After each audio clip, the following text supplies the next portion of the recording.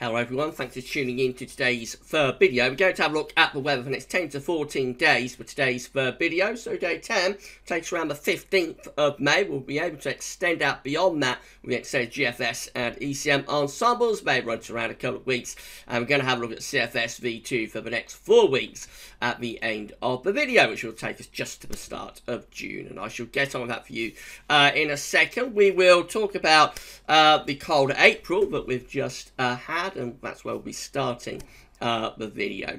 So the first video released today was our nice 7 AM upload, just having a look at weather in detail for the next couple of days. And we've also released a GavsWeatherVids May 2020 forecast as well. Check out those two videos if you would like to do that. Please like, share and subscribe on all of the videos. Thank you so much everybody for helping to support the channel. Thank you so much for doing that. Right, so we're going to begin with latest observations from XE, where it's another very chilly day out there.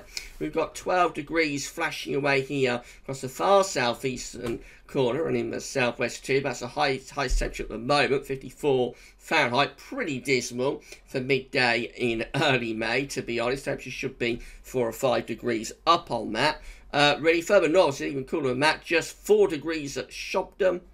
8 degrees at East Midlands, 8 degrees at Leeds as well, heading northwards to Spadadam, only 6 degrees there, only 6 degrees at Aviemore, only 7 degrees at Belfast. It's pretty grim out there. Temperatures are chilly, and they're going to stay chilly for the next few hours. You know, today going to be quite cold, tomorrow will be quite chilly as well. We will get a bit of a warm-up coming up over the weekend, but it'll be associated with a bit of rain, I think. But temperatures should recover back close to average for a time, and then probably fall back again. More about that later on in the video. The averages are in for April, so this is how April 2021 looks in terms of the temperature anomaly for the UK, set against 81 to 2010. It was a widely colder than average month across most parts of the country. We talked about this at the beginning of our May forecast. Set against 61 to 1990, the old and cold temperature average also below average, which is quite unusual these days. We don't get many months that come out colder than the 61 to 1990 average. So it's set against both of the temperature averages. We were colder than average during April in the UK. Also very dry. It was a very dry April as well. Many areas coming out with less than 20% of their average rainfall, especially northern and eastern parts of England. And again, significantly drier than the 81 to 2021 average. It's also very sunny April too, set against 81 to 2010. We see many places having all places having above average sunshine, but particularly sunny, interestingly, across the northern half of the country. Maybe in the south there's a little bit more cloud, as we had quite a lot of easterly winds. So a cold, dry and sunny April. And this chilly weather, of course, has continued into May. So this is how the central temperature is currently looking. Provisional to yesterday, the 4th of May, we're standing at 7.4.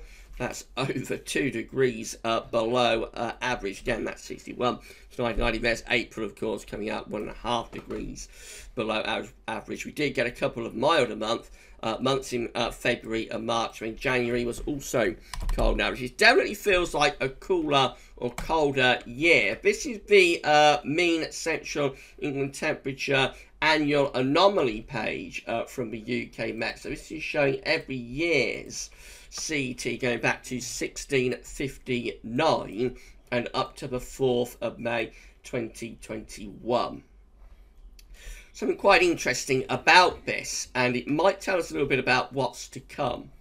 So each of these blue bars are like an individual year's central England temperature.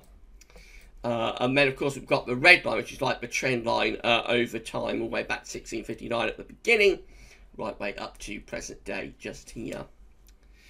Now, what we can see with this is that what happens with the CET is that it tends to rise, level off, and drop. There's quite a clear pattern that takes place. So if we go all the way back to, let's go all the way back to like 1700s, and you can see from this trend line what it does. So here it rises up, it levels off, it drops. Again, rises up, levels off, drops. rises up, levels off, drops. And so on through the years and through the century. So we come into the 20th century, that's 1900 just there. Still that same pattern.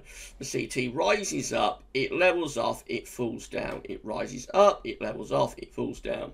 Something a little bit interesting did happen through the first sort of 30 years of the 20th century. I mean, that it just continuously rises. But we get into like the 1950s, and again, it levels off, and then it drops. And it drops into the 1960s, which of course is our last very cold decade. Getting into the 70s, we lifted up, and then it levels off, it drops. And then of course we get the modern warming from like the 1990s through into the 2000s, where we get this dramatic rise in the trend line, which is the red line. And again, something very similar happens as we get to the end of like last decade or the decade before, 2000s. So we get to like 2008, 2009, and we see the CT leveling off, and then we get into like 2010, 2011, 2012, and the CT average drops again. So the last few years have actually seen the CT in a rising phase. So you see the red line has been lifting up, but however, if we zoom in, you can see that that red line, which remember is the trend line, is level or has leveled off over the last year or so. So again, we get the rise up through the 1990s and the early 2000s. It levels off into the middle to late 2000s. It drops into the early 2010s. Rises up through the middle of the 2010s or 20-teens, has currently leveled off, and so based on past performance you would expect this red line to start falling again, based on what we see going back through the decades and the centuries through here, where the clear pattern is that the CT, whilst the average is moving upwards, the pattern is still the same, but it lifts up, it rises off, it levels off, it lifts up, it rises, it flattens off, it drops down, it lifts up, it rises up, it flattens off, it levels down, and so on. So we're currentlining in like this flat phase at the moment, but maybe April or maybe January and April are telling us that after like flatlining of the CT over the past year or so, we might start to see it falling down. And I would not be at all surprised if over the next year, 18 months, perhaps a couple of years, we see colder conditions developing and this trend line falls down. The question will be how far it falls. Will we get back down to where it was in like 2010, that's like 2009 to 2012, that sort of period. Could it fall further than that? Could it fall less than that? Could it only fall a little bit and then start rising up again? So it'll be interesting to see how that plays out over the next few years. But I do think that April could well be telling us something, that we have moved into like a colder phase now after becoming generally quite static with the temperature over the past year or so. We may well be moving into a rather colder period, and this could last. It might only last a few months, it might last like a year or two, so we'll just have to wait and see. It could encompass a colder winter for 2021, 2022 as well, so that will be something to watch out for. No big deal. I think you find that interesting. Let me know in the comments what you think about this idea. You can clearly see that trend, can't you? That the CT lifts up and then levels off and then drops. We did lift the CT up through the last 3 or 4 years of the last decade. From around 2014-15 onwards, around the Super Nino period, is when this started taking off again. It does look as though we have levelled it off over the past year or so. You can see that with the red line being flat. And so, based on past performance, and sometimes you can't rely on past performance, but based on past performance, it would not look out of place if that red line started falling again, would it? It wouldn't look out of place compared to all of the previous period. But anyway, let me know in the comments what you think about that idea. I think we could be in for colder times, and we may be in for a colder winter for 2021, 2022. It'll be interesting to see. Right, have a look at GFS sub-air temperature and precipitation ensembles for the next couple of weeks. We're looking at Wolverhampton today. Red line is the 30-year upper air temperature average. Wolverhampton is starting off below average cold average temperatures at the moment. They do get a lift up into the weekend, get something a little bit warmer coming for the weekend, but only for a day or two and then the temperatures are sliding away again as we move on into the middle part of May. Beyond that, into the second half of the month, we see the CT basically static, really, and close to, or possibly still a little bit below average. There's no sign of sustained hot weather coming up. There are one or two hot outliers, but they are outliers, and there's no sign of anything sustained in terms of warmth, really. And in precipitation-wise, just going to be regular rainfall coming up over the next couple of weeks, so that's a big change from April. Temperatures are still suppressed, but the big change is that it's much more unsettled now, with regular bouts of rain and lots of heavy showers in between.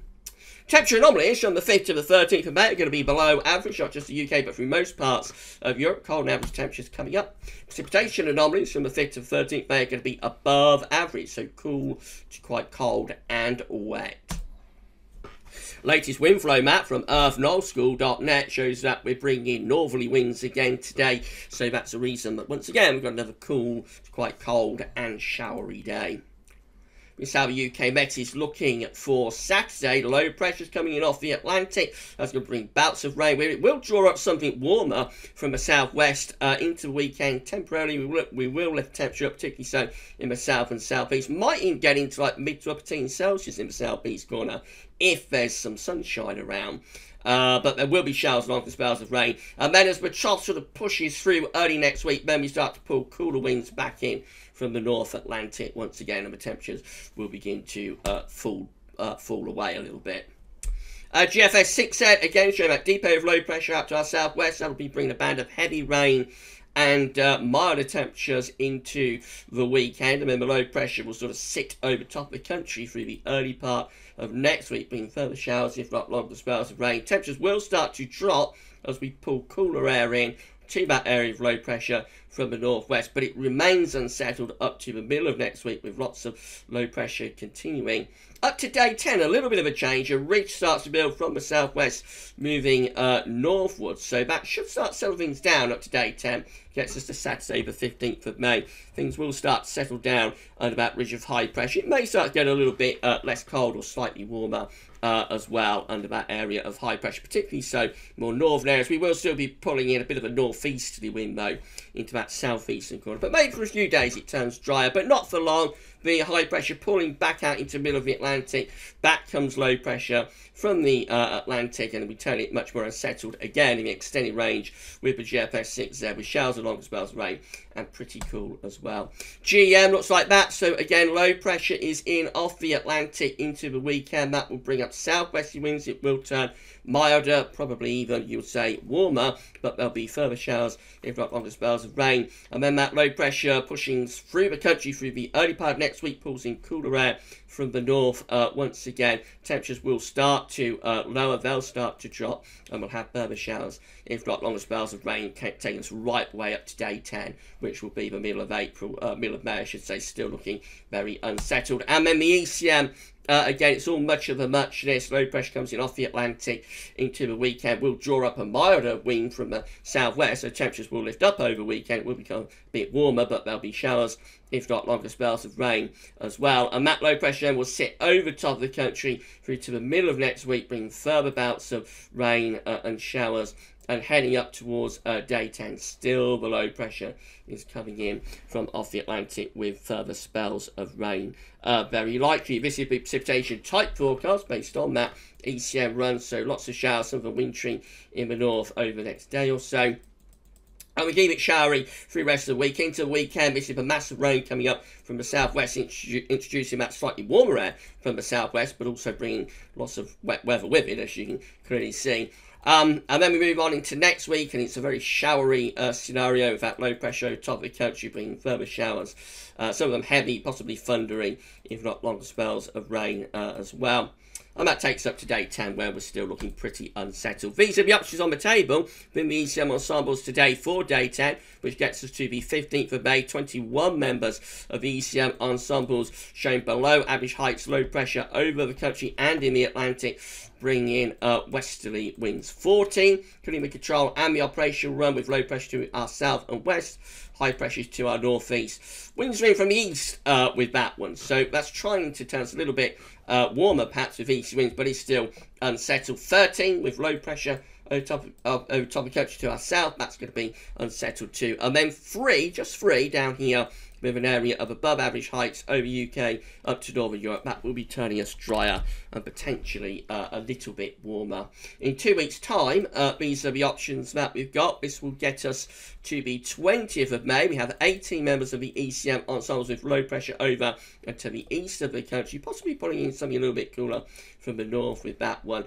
17 with high pressure over and to our south and southeast. That will draw up a slightly warmer wind from the southwest with that scenario.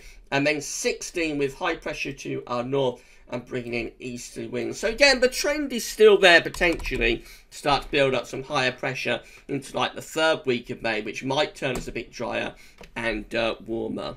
But all looking rather flimsy and all a very long way out.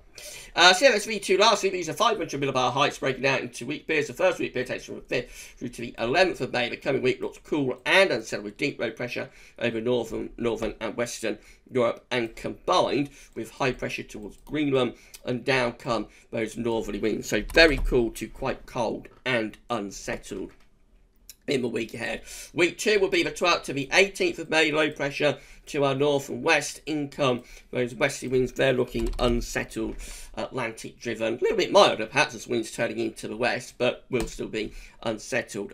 Week 3 is the 19th to 25th May, perhaps the signs of a bit of a change. Some higher pressure up towards our northeast and generally across continental Europe might start to bring up something a bit warmer from the south and from the southeast, and begin to settle things down a little bit as well. And this could be quite pleasant too. This is the 26th of May to the 1st of June with high pressure across Western Europe. There is a lot of northern blocking going on, so it could all go horribly cool and wet quite quickly. But for a while anyway, that might draw up something warmer and drier from the south. So the trend's still there perhaps for something drier and warmer later on into May, but for the time being the weather is in a very unsettled and pretty cool, at times quite cold mode. If you enjoyed the video, please continue to smash the like button. Make sure you subscribe to our channel. You'll be able to see future weather content. Tell your friends, family, anybody else to subscribe. Thank you so much for doing that for GavsWeatherVids. And drop a comment and let us know what you think about this and all of our videos. So there we go. We're done with today's videos. No USA forecast today, unfortunately. Have been running a little bit late and got a busy day. So USA forecast will be back next Wednesday. Right then, so that's it. Now, tomorrow we'll start off, of course, with us. What did you think to the start of the video? Very different start. Do you think that we are in a long-term, or beginning a long-term, sort of declining temperature that could last a year or two, and maybe April is telling us that we've got some colder months to come? Let me know what you think about that idea, everyone, in the comments. Right, so tomorrow we'll start off with our 7 AM upload. Then I'll have a European outlook, and we'll have another 10 to 14 day for you as well. We'll be looking for signs of warmer, drier weather later into May. Will there be any? We'll have a look again tomorrow. For today's video, though, that's all for now, and thanks for watching.